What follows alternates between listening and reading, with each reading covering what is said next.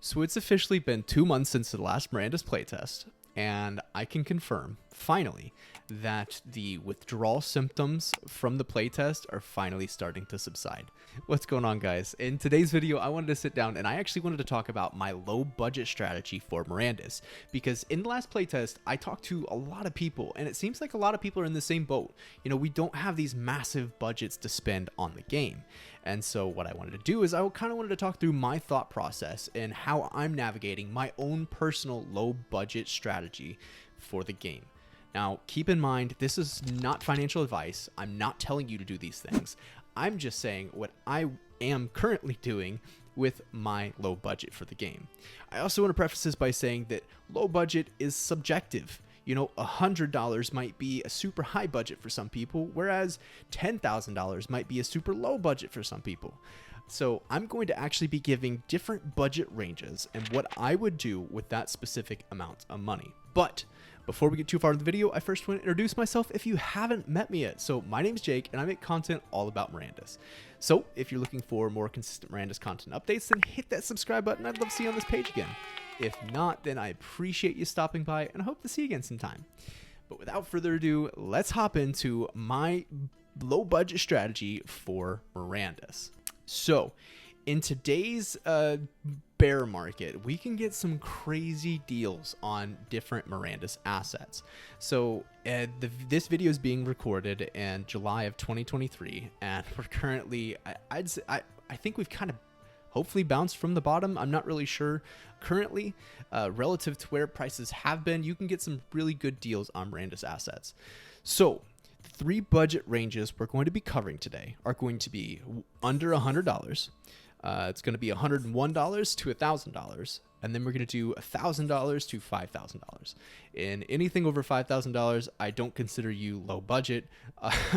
You know, maybe that could be a different video, and that would actually be a really fun one to pull somebody on who has a bigger Mirandus budget and how they've navigated their own portfolio. If that's something you guys want to see, let me know, because that's actually, I came up with that idea as I'm recording this just now. So yeah, I think we might actually put that on the list. Another video that's coming out fairly soon is, as you can see to my right, I don't know what direction it's going to be for you guys actually watching the video, but this is an 8-hour loop of the Mirandus beach scene.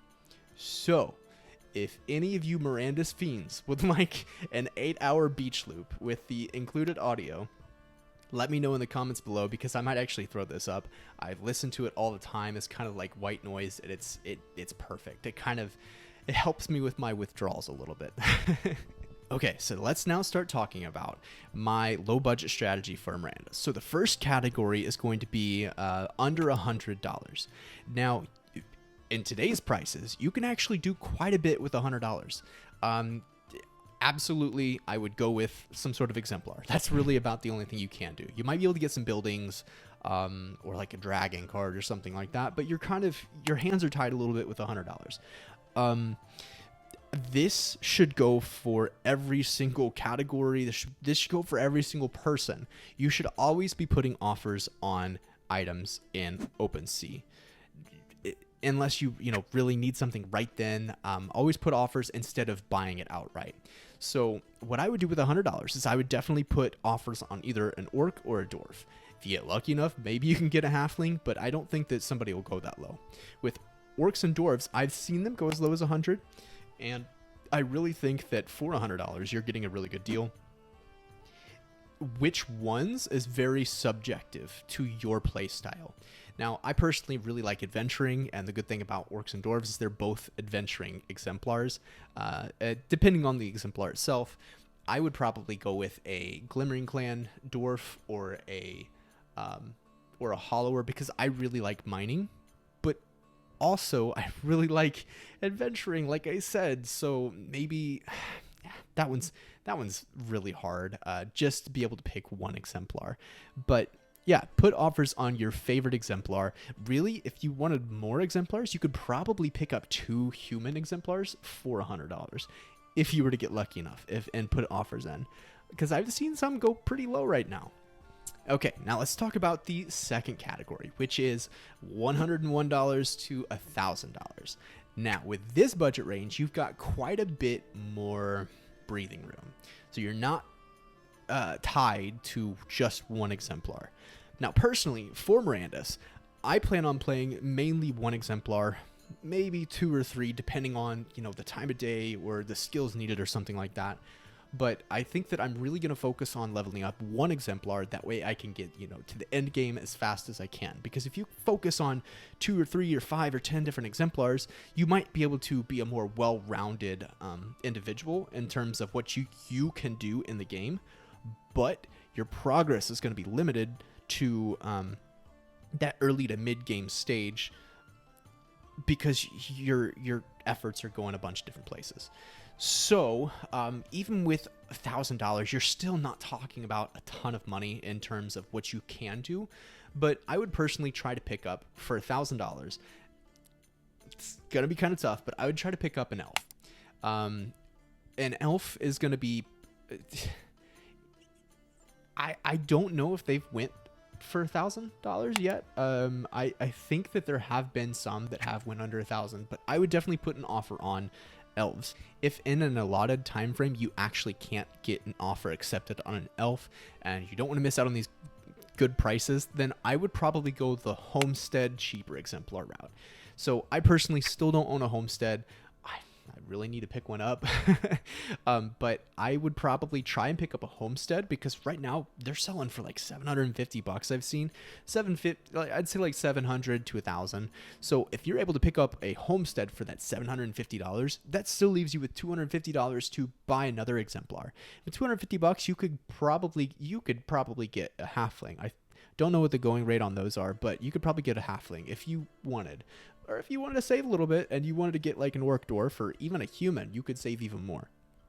So, but what I would personally do is I'd probably go for an elf, because I want to have one character that does really, really well in the game. And actually, that's what I have done. Is I don't own a homestead. I own an elf, and that's pretty much my main holding.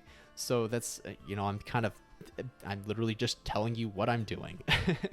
But my next pickup is definitely going to be a homestead. So if you get an exemplar and you don't want an elf, I would definitely try to get a homestead for under $1,000. For the third price range of $1,000 or $1,001 to $5,000. So here you got a much greater breathing room. And you can do a lot with this. So you can get a full dragon of Dragon Familiar, but we don't really know what they're going to do yet. So that's still a very speculative thing to do. You can definitely afford an elf. And now you're starting to creep into the price range of the deed higher, which is, I believe, the outpost. So some of the outposts are selling for around 5,000, I believe. So this is going to start getting tough. So now we're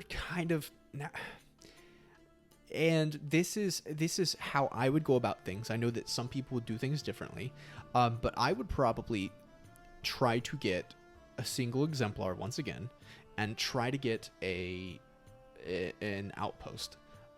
Because with that, you're going to have one character that you're going to be able to do really, really well on, and get him as in game as far as you can. And you're also going to own a land deed. With that land deed, then you can start renting out building spaces. Now, I do know that some people would say, forget the land deed and just go all exemplars throughout all 3 price ranges. That's not personally what I would do. You could definitely still rent out all those exemplars. I definitely see the validity in that. But if it were me, I would go the land deed route, because land deed is going to do a lot for you. Not only is it going to allow you to have different plots to put buildings on if you so decide to buy buildings, it's also going to have farming plots. It's going to have a house. It's going to have storage. It's going to have like free sleep for you and free storage for you. There's so many different things that a land deed would do, and I don't have one yet, but that's going to be my next purchase. Now, the more I think about it, for this last price range, you could comfortably pick up a homestead and an elf and a building to go on the homestead, or maybe a couple of different buildings if you wanted to rotate in and out. That's actually not a bad idea either. That's probably, if I could not get an outpost, I would definitely go that route. My only issue with the homestead is it's small, versus an outpost is quite a bit larger and quite a bit more fortified. However, it's subjective, and different people will say different things. But if it were me, I would go the outpost route and try to get a cheaper exemplar. Okay, so now taking a step back and looking at the 3 different price ranges that I just talked about, I hardly said anything about buildings up until we got to like the homestead and outpost. First and foremost, I would definitely not buy a building if that is like your main holding. Don't do that because you are going to have to pay rent to somebody, and if you have a low budget for the game, paying rent might be a little bit more burdensome, or whatever is burdensome a word, I don't know. It might be a little bit more difficult for you to pay rent as opposed to someone with a lot of other assets. So I would really only pick up a building unless you have the land to put it on. The ratio of available deed spots to buildings is going to be so vastly different that I wouldn't even consider picking up a building. I think I have an archery stand, because that was one of the very first assets I picked up because I didn't know any better. So hopefully I kind of talk somebody who doesn't have a lot of assets out of buying a building, because you're going to have to pay rent. And if you don't have a whole lot of money to begin with, then you shouldn't be paying rent in a game. You shouldn't be forced to pay rent. Now, yes, you can earn money and stuff like that. And again, this is going to be very subjective. Maybe you have an in with somebody. I don't know. However, if we're looking at an outpost range, now you're looking at a few different building spots, and that would allow you to actually either collect rent or put buildings down and sell items out of. However, if you buy an outpost, odds are you probably won't be able to afford the buildings to put on it for $5,000. Now, if you went a little over $5,000, that's a different story, but we're trying to keep it under $5,000 for this video's sake. So just to kind of go back and recap everything, under $100, I would go with exemplars for sure. Hands down, some sort of exemplar. I would personally go with some sort of adventuring class that would allow me to play the game. Make sure to put offers in. Now, from $101 to $1,000, I would try and get an elf. If I couldn't pick up an elf, I would try to pick up a homestead and some sort of other exemplar that would still allow me to travel and have fun playing the game, because that's also very important. Now, the last price range of $1,001 all the way to $5,000. The first thing I would do would be to try to pick up an outpost. If you can't pick up an outpost, then I would pick up a homestead for sure and an elf, and that'll really set you up. If you wanted to meet that 5,000, then you could pick up a couple different buildings, maybe pick up a dragon familiar if you wanted to, and maybe a picture or a ring or something like that within the game. But yeah, that's what I would do with those allotted price ranges within the game. So I'd love to hear your all's opinions on this, because I feel like this could be somewhat of a hot topic, because I know some people would say exemplars all the way. I'm personally on the side of exemplar first and then land deed. But I know a lot of people that would say exemplars and then land deeds. So yeah, I'm curious to hear your all's thoughts. Let me know in the comments below. Again, if you Mirandus fiends would like the 8-hour beach loop, then let me know in the comments below. One quick thing before we end the video, if you guys are looking for a guild within the world of Mirandus to go on adventures with and to earn money with and, just have fun with, then check out the Masters of Materium. Masters of Materium are, I think, the biggest guild in terms of assets and players within the game, and would love to have you guys. So check out their Discord. I'm going to throw their link in the bio. Come hop in there, tag me, let's chat. And yeah, I currently play a ton of Dragon Strike with them.